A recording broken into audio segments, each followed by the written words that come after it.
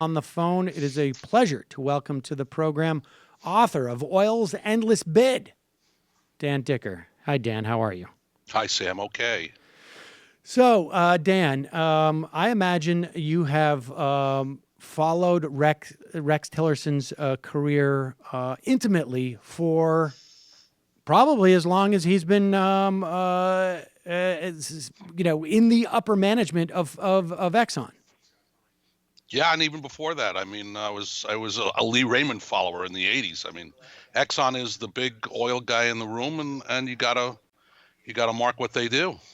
And so, all right, give us a sense from the perspective of an oil trader. I mean, what should we know about Rex Tillerson?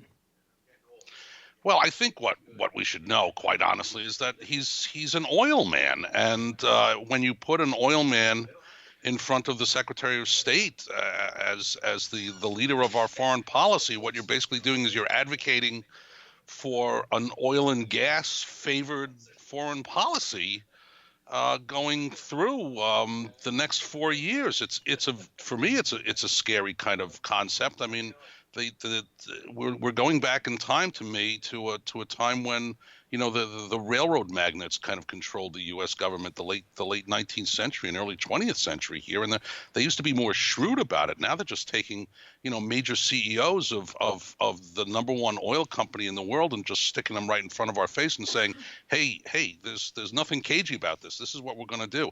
Exxon has the largest commitment to acreage in Russia that has been denied development rights because of the sanctions that Obama put into place because of the 2014 invasion into Ukraine, and most recently because of the proven meddling in our election.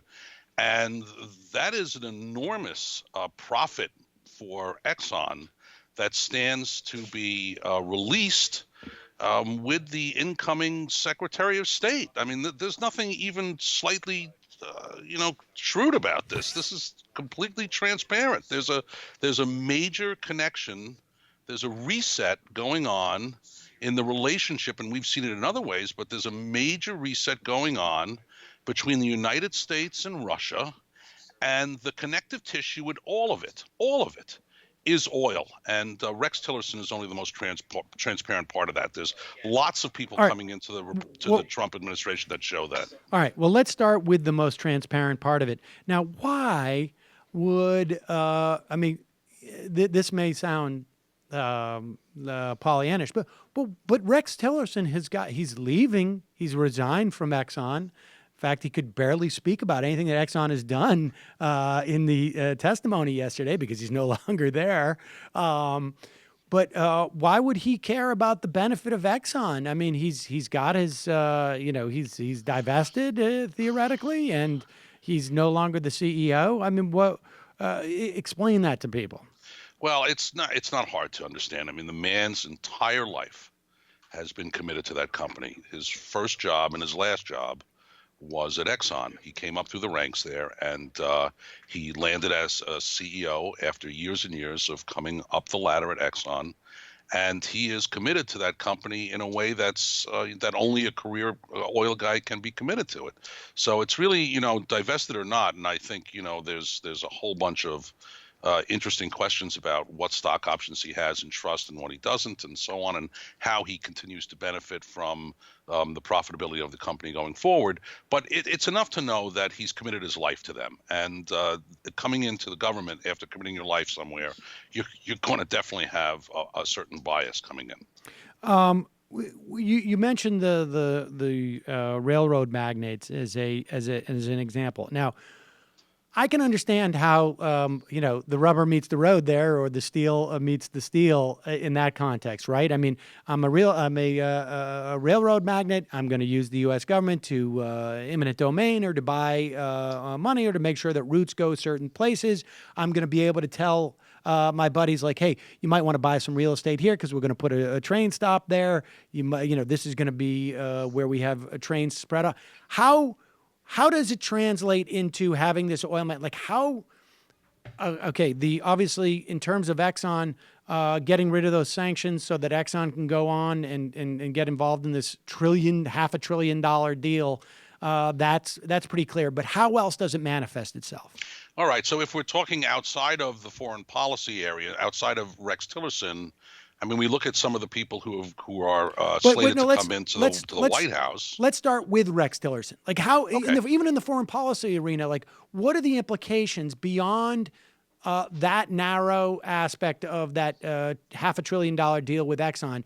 What are the implications in terms of our relations with Russia, but also in other countries? Like what is that going to translate into? What is that going to look like in practical terms? Okay, so the point is that when you walk into a nation, and Rex Tillerson, which is why he's going to be confirmed, has tremendous connections with tons of foreign governments, and he's had to have relationships with tons of foreign governments because everywhere that Exxon goes, they need to make a deal to somehow use the resources of foreign governments to get oil out of the ground.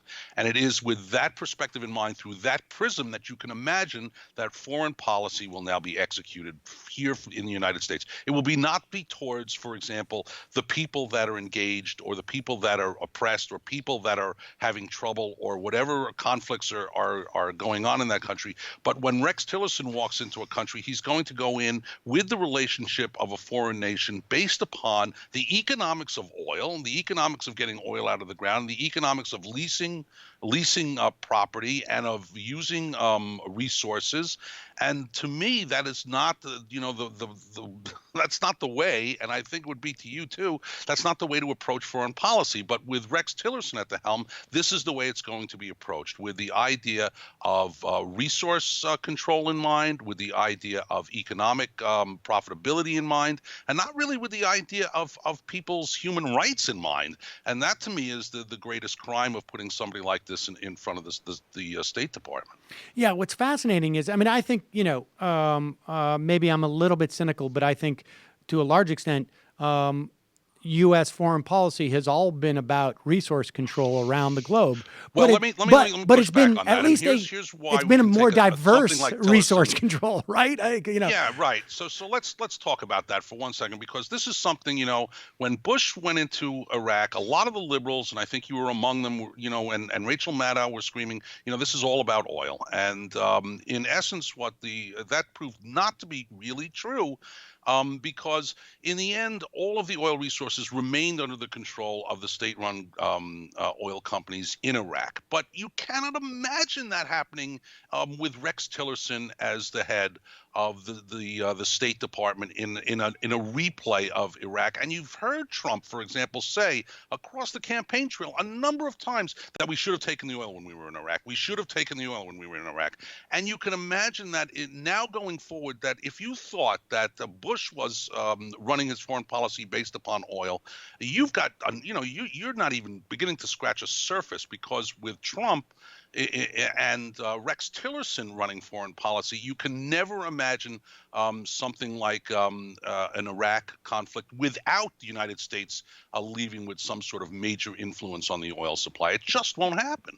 Now, all right, let me push back just a little bit on that characterization in terms of Iraq, insofar as that I think my sense was always it was less about actually getting the oil for us and more about having the ability to make sure that we had access to who has access to that spigot, right? It's more, for me, it was more like the metaphor was more like, I want my friends to be standing around the keg so that when I finish my beer, I can just hand it over and have to wait in line. Well, maybe that was the hope, but that's not the way it worked out. And you Well, can say that that's because the Bush administration was somewhat incompetent in all ways that they dealt with Iraq, and that would be fair.